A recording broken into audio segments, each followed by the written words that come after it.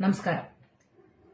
ಇವತ್ತು ರಾಜರಾಜೇಶ್ವರಿ ನಗರ ವಿಧಾನಸಭಾ ಕ್ಷೇತ್ರದ ಜೆಪಿ ಪಾರ್ಕ್ ಉದ್ಯಾನವನದಲ್ಲಿ ಕರ್ನಾಟಕ ರಾಜ್ಯ ಸರ್ಕಾರದ ಉಪಮುಖ್ಯಮಂತ್ರಿಗಳಾಗಿರುವಂತಹ ಡಿಕೆ ಶಿವಕುಮಾರ್ ಸರ್ ಅವರು, ಬೆಂಗಳೂರು ಉಸ್ತುವಾರಿ ಸಚಿವರು ಕೂಡ ಹೌದು, ಅವರು ಬೆಂಗಳೂರು ನಡಿಗೆ ಅನ್ನೋ ಒಂದು ಕಾರ್ಯಕ್ರಮ ನಾಗರಿಕರ ಜೊತೆಗೆ, ಬೆಂಗಳೂರಿನ ನಾಗರಿಕರ ಜೊತೆಗೆ ಸಂವಾದವನ್ನ, ಸಮಾಲೋಚನೆಯನ್ನ ಮಾಡಿ ಅವರಿಗೆ ಏನಾದರೂ ಸಮಸ್ಯೆ ಇದ್ರೆ ಅದನ್ನ ಸ್ಥಳದಲ್ಲೇ ಪರಿಹಾರ ಮಾಡಬೇಕು ಅನ್ನೋ ಒಂದು ಉತ್ತಮವಾದಂತಹ ಯೋಜನೆಯನ್ನ ಇವತ್ತು ನಮ್ಮ ಕ್ಷೇತ್ರದಲ್ಲೂ ಕೂಡ ಆಯೋಜನೆಗೊಂಡಿತ್ತು. ಕಾರ್ಯಕ್ರಮ ಕೂಡ ನಡೆಯಿತು. ಈ ಕಾರ್ಯಕ್ರಮಕ್ಕೆ ಬಂದಂತ ಶಾಸಕರು ತಾವು ಏನ್ ಮಾಡಿದ್ರಿ? ಗಲಾಟೆಯನ್ನ ಮಾಡಿದ್ರಿ. ನಂತರ ನಿಮ್ಮ ಮೇಲೆ ದೌರ್ಜನ್ಯ ಆಗಿದೆ ಅಂತ ಹೇಳಿ ಮಾಧ್ಯಮಗಳ ಮುಂದೆ ಹೋಗಿ ಅಳಲನ್ನ ತೋಡ್ಕೊಂಡ್ರಿ.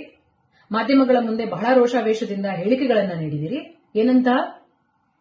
ಒಂದು ಹೆಣ್ಣನ್ನ ಪಕ್ಕದಲ್ಲಿ ನಿಲ್ಸ್ಕೊಂಡು ಬೆಳಗ್ಗೆಯಿಂದನೂ ವಾಕಿಂಗ್ ಮಾಡ್ತಾ ಇದ್ದಾರೆ, ಒಂದು ಹೆಣ್ಣನ್ನ ನಿಲ್ಸ್ಕೊಂಡು ಪ್ರಚಾರ ಮಾಡ್ತಾ ಇದ್ದಾರೆ, ಒಂದು ಹೆಣ್ಣನ್ನ ಉಪಯೋಗಿಸ್ಕೊಂಡು ಜನಗಳನ್ನ ಭೇಟಿ ಮಾಡ್ತಾ ಇದ್ದಾರೆ, ಒಂದು ಹೆಣ್ಣನ್ನ MLA ಮಾಡಬೇಕು, ಒಂದು ಹೆಣ್ಣನ್ನ ಮಂತ್ರಿ ಮಾಡಬೇಕು, ರಾಮಾಯಣ ನಡೆದಿದ್ದು ಹೆಣ್ಣಿಂದ, ಮಹಾಭಾರತ ನಡೆದಿದ್ದು ಹೆಣ್ಣಿಂದ.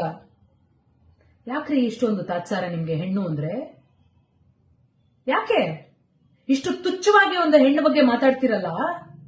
ಈ ದೇಶದಲ್ಲಿ ಬ್ರಿಟಿಷರ ವಿರುದ್ಧ ಹೋರಾಟ ಮಾಡಿ ತನ್ನ ಜೀವವನ್ನ ತ್ಯಾಗ ಮಾಡಿದಂತಹ ರಾಣಿ ಲಕ್ಷ್ಮೀಬಾಯಿ ಕೂಡ ಒಬ್ಬ ಹೆಣ್ಮಗಳೇ. ಹೆಣ್ಣು ಮಕ್ಕಳಿಗೆ ಶಿಕ್ಷಣವನ್ನ ನೀಡಬೇಕು ಅಂತ ಹೇಳಿ ಆವಾಗಿನ ಕಾಲದಲ್ಲೇ ಸಮಾಜದ ಸುಧಾರಣೆ ಆಗಬೇಕು ಅಂತ ಹೇಳಿ ಹೋರಾಟ ಮಾಡಿದಂಥದ್ದು ಕೂಡ ಸಾವಿತ್ರಿಬಾಯಿ ಫುಲೆ ಅನ್ನೋ ಒಬ್ಬ ಹೆಣ್ಮಗಳೇ. ಈ ದೇಶದಲ್ಲಿ ಪ್ರಧಾನಿಯಾಗಿ 2 ಬಾರಿ ಆಳಿದಂಥದ್ದು ಕೂಡ ಇಂದಿರಾ ಗಾಂಧಿ ಎಂಬ ಒಬ್ಬ ಹೆಣ್ಮಗಳೇ. ಪ್ರಪಂಚವೇ ಬಾಹ್ಯಾಕಾಶದತ್ತ ತಿರುಗಿ ನೋಡುವಂಗೆ ಮಾಡಿದ್ದು ಕೂಡ ಕಲ್ಪನಾ ಚಾವ್ಲಾ ಎಂಬ ಹೆಣ್ಮಗಳೇ. ಅಷ್ಟೆಲ್ಲ ಬೇಡಾರಿ, ನಿಮ್ಮಂತ ಒಬ್ಬ ಸತ್ಪ್ರಜೆಗೆ ಜನ್ಮ ನೀಡಿರುವಂತದ್ದು ಕೂಡ ಒಬ್ಬ ಹೆಣ್ಮಗಳೇ. ನೀವು ಜನ್ಮ ನೀಡಿರುವಂತದ್ದು ಕೂಡ 2 ಹೆಣ್ಮಕ್ಳಿಗೆ ನೆನಪಿರ್ಲಿ. ರಾಮಾಯಣ ನಡೆದಿದ್ದು ಯಾರಿಂದ? ರಾಕ್ಷಸ ರಾವಣ ಸೀತಾದೇವಿಯ ಮೇಲೆ ಮೋಹಗೊಂಡು ಅಪಹರಣ ಮಾಡಿದ್ದಕ್ಕೆ ರಾಮಾಯಣ ನಡೆಯಿತು.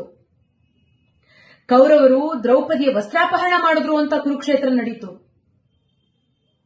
ನಿಮ್ಮಿಂದ ಇನ್ನೇನನ್ನ ತಾನೇ ನಿರೀಕ್ಷೆ ಮಾಡ್ಲಿಕ್ಕೆ ಸಾಧ್ಯ ರೀ? ನಿಮ್ಮ ನುಡಿಮುತ್ತುಗಳಿದ್ವಲ್ಲ, ಹೆಣ್ಣನ್ನ ಯಾವ ಭಾವನೆಯಲ್ಲಿ ನೋಡ್ತೀರಿ ಅಂತ ನಿಮ್ಮ ನುಡಿಮುತ್ತಿಗಳು ಇಡೀ ರಾಜ್ಯದ ಜನ ಕೇಳಿದಾರ್ರಿ. ಒಬ್ಬ ಗುತ್ತಿಗೆದಾರನನ್ನ ಮನೆಗೆ ಕರೆದು ಆತನಿಗೆ ಲಂಚದ ಬೇಡಿಕೆ ಇಟ್ಟು, ನೀನು ಲಂಚ ಕೊಡಕ್ಕಾಗದೆ ಹೋದ್ರೆ ನಿನ್ನ ಹೆಂಡತಿ ಮಗಳನ್ನ ನನ್ನ ಮಂಚಕ್ಕೆ ಕಳಿಸು ಅಂತ ಹೇಳಿದಂತ ಮಹಾನ್ ಪುರುಷ ಅಲ್ವೇನ್ರಿ ನೀವು? ನಿಮ್ಮಂತ ನಾಲಿಗೆಗೆ ಕಂಡ್ರೆ ಹೇಳಿರೋದು ಪುರಂದರದಾಸರು, ಆಚಾರವಿಲ್ಲದ ನಾಲಿಗೆ ನಿನ್ನ ನೀಚ ಬುದ್ಧಿಯ ಬಿಡು ನಾಲಿಗೆ, ವಿಚಾರವಿಲ್ಲದೆ ಪರರನ್ನ ದೂಷಿಸಲು ಚಾಚಿರುವ ನಾಲಿಗೆ ಅಂತ. ನೀವು ಕೆಲಸ ಮಾಡಿ, ರಾಜಕಾರಣದಲ್ಲಿ ನಿಮ್ಗೆ ಅವಕಾಶ ಸಿಕ್ಕಿದೆ, ಕೆಲಸ ಮಾಡ್ರಿ.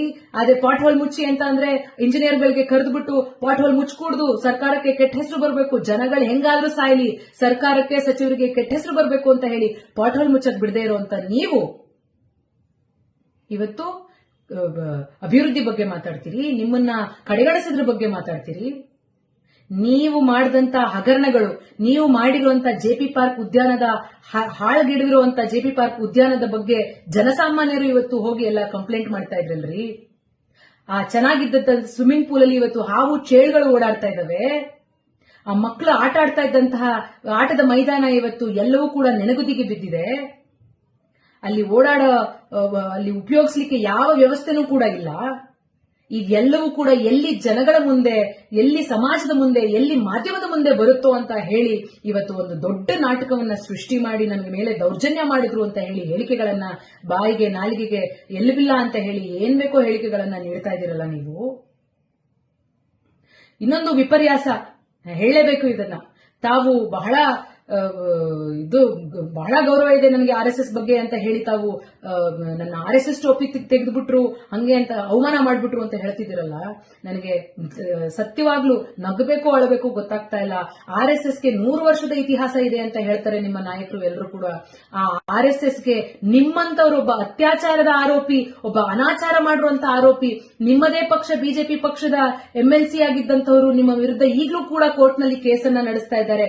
ನಿಮ್ಮಂತವರು RSS ವೇಷವನ್ನ ಧರಿಸುವಂತ ಪರಿಸ್ಥಿತಿ RSSಗೆ ಬಂದ್ಬಿಡ್ತಲ್ಲ ಅನ್ನೋ ಒಂದು ವಿಚಾರ ನನಗೆ ನಗಬೇಕು ಅಳಬೇಕು ಗೊತ್ತಾಗ್ತಾ ಇಲ್ಲ ರೀ. ನೀವು ರಾಜಕಾರಣ ಮಾಡಬೇಕಾ? ನೇರ ರಾಜಕಾರಣ ಮಾಡಿ, ತಯಾರಿದ್ದೀನಿ ನಾನು. ನಿಮ್ಮ ಮುಂದೆ ಒಬ್ಬ ಹೆಣ್ಣು ಮಗಳು ರಾಜಕಾರಣದಲ್ಲಿ ಪ್ರತಿಸ್ಪರ್ಧಿಯಾಗಿ ನಿಂತಿದ್ದಾಳೆ ಅಂತ ಹೇಳಿ ನಿಮ್ಗೆ ತಡ್ಕೊಳಕ್ ಆಗ್ತಾ ಇಲ್ಲ ಅನ್ನೋದು ಬಹಳ ಸರಾಗವಾಗಿ ಎಲ್ರಿಗೂ ಕೂಡ ಗೊತ್ತಾಗ್ತಾ ಇದೆ. ನಿಮ್ಗೆ 1,25,000 ಮತಗಳನ್ನು ನೀಡಿದ್ರೆ ಇದೇ ರಾಜರಾಜೇಶ್ವರಿ ನಗರ ಕ್ಷೇತ್ರದಲ್ಲಿ 1,16,000 ಮತಗಳನ್ನ ಇದೇ ಹೆಣ್ಣು ಮಗಳಿಗೆ ನೀಡಿದಾರ್ರಿ. ನಮ್ಮನ್ನು ಒಂದು ಜನ ಕೇಳ್ತಾರೆ, ನಿಮಗೆ ಮತ ನೀಡಿದೀವಿ, ನಮ್ಗೆ ಸಮಸ್ಯೆ ಇದೆ, ಪರಿಹಾರ ಮಾಡಿಸಿ ಅಂತ. ಅದೇ ಒಬ್ಬ ಪುರುಷ ಅಭ್ಯರ್ಥಿ, ನಿಮ್ಮ ವಿರುದ್ಧ ನಿಂತ ಪುರುಷ ಅಭ್ಯರ್ಥಿ, ಸೋತ ಅಭ್ಯರ್ಥಿ ಇವತ್ತು ಸಚಿವರ ಜೊತೆ ನಡೆದು ಹೋಗಿ ಜನಗಳ ಸಮಸ್ಯೆಗಳನ್ನ ಅವರ ಮುಂದೆ ಇಟ್ಟಿದ್ರೆ ನೀವು ಇದೇ ರೀತಿ ತುಚ್ಛವಾಗಿ ಆತನ ಬಗ್ಗೆ ಮಾತಾಡ್ತಿದ್ರಾ? ನಿಮ್ಮಿಂದ ನಿರೀಕ್ಷೆ ಏನು ಮಾಡಕ್ ಸಾಧ್ಯ ಇಲ್ಲ ರೀ. ಆದ್ರೆ ಒಂದು ಮಾತು ಮಾತ್ರ ಹೇಳ್ತೀನಿ, ದಯಮಾಡಿ ಇದನ್ನ ಎಚ್ಚರಿಕೆ ಅಂತ ತಿಳ್ಕೊಳ್ಳಿ.